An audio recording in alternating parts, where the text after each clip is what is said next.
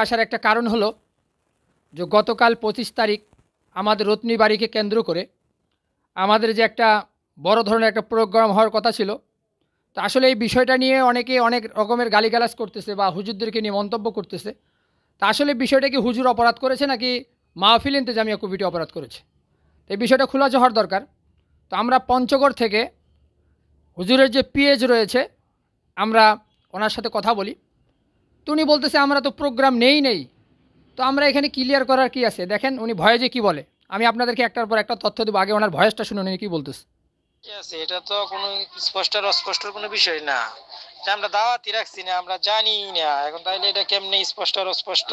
এখন আপনি আমার নাম দিয়ে একটা পোস্টার করে ফেললেন, মানুষকে বলে ফেললেন, তাইলে কি হয়ে গেল? এটা হলো ওনার পিএজের কথা। দ্বিতীয় কথা হলো, যখন এই মাহফিল যিনি পরিচালনা করেছেন মুফতি মিজানুর রহমান, খুনিয়াপাড়ায় বাসা, ওনাকে যখন ফোন দেওয়া হয় রামের ডাঙ্গা থেকে, আমাদের উসমান ভাই যখন ফোন করে, তো ওনাকে বিভিন্ন রকমের প্রশ্ন করা হয়েছিল। তো উনি দেখেন কি বলে ওনার ভয়ে, যে আসলে প্রশ্নের সাথে ওনার উত্তর মিল পাওয়া যাচ্ছে না। মুফতি মিজান ভাই বলতেছিলেন, ভাইজান আপনাদের ওইখানে গতকালকে যে মাহফিলটা হয়েছিল, ওই মাহফিলে কি আপনারা যে প্রধান বক্তাকে দাওয়াত দিয়েছিলেন মাওলানা রফিকুল ইসলাম মাদানী,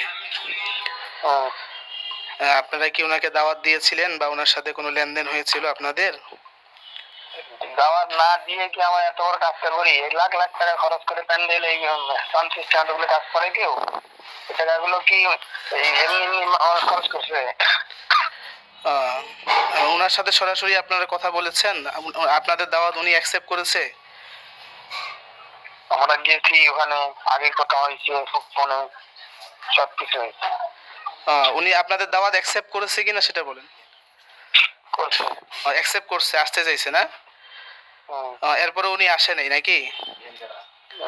আচ্ছা, ওনার যে ওই যে রাস্তায় দুর্ঘটনার বিষয়টা, এটা কতটুকু সত্য? এটা কি আমরা ওখানে গিয়ে দেখছি?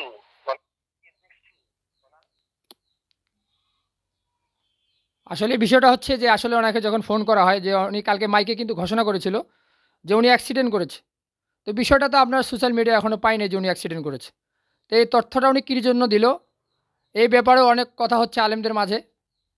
তো ইনশাল্লাহ সামনে আরও নতুন কিছু খবর আসলে আপনাদের কাছে এই পঞ্চগড় আপডেটের মধ্যে প্রচার করা হবে ইনশাল্লাহ। আমরা অতি শীঘ্রই আপনাদেরকে পরিপূর্ণভাবে এই তথ্যটা দেওয়ার জন্য চেষ্টা করব ইনশাল্লাহ। আল্লাহ পাক সবাইকে বুঝার তৌফিক দান করুক।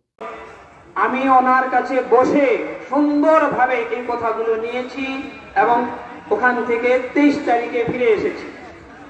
আজকে 9টা 3 মিনিটে আমাকে ফোন করে জানিয়েছেন উনি গাইবান্ধা জেলা গোবিন্দগঞ্জ উপজেলা অতিক্রম করার পরে অ্যাক্সিডেন্ট করেছে।